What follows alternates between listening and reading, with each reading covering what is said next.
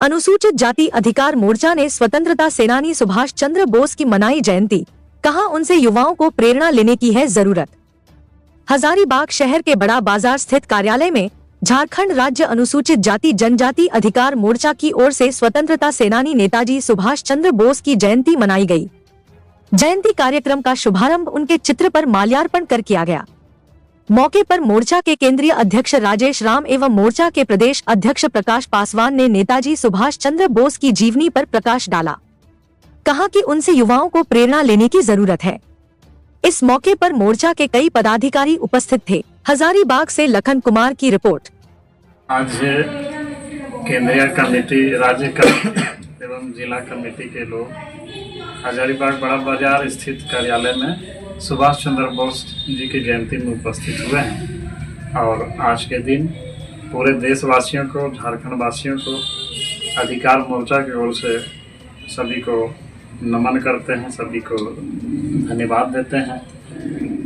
और इसलिए भी आज के परिप्रेक्ष्य में जरूरी है कि भारत जिस ओर जा रही है, तो आज हमें जरूरी पड़ गया है कि सुभाष चंद्र बोस जी के बताए मार्ग पर चलने की, जिन्होंने उस समय सपना देखा था भारत के आज़ादी के लिए, जिस समय भारत अंग्रेजों का गुलाम थे और पूरे विश्व में एक विश्व युद्ध टाइप की स्थिति बनी हुई थी।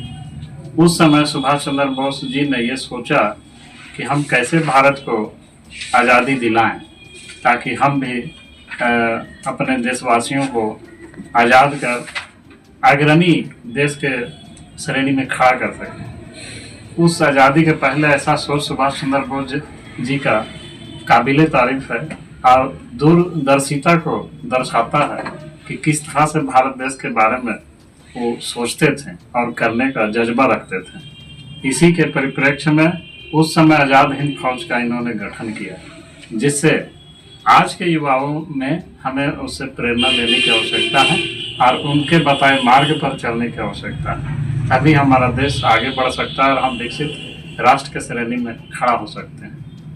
जय हिंद, जय भारत। राजेश राम, केंद्रीय अध्यक्ष।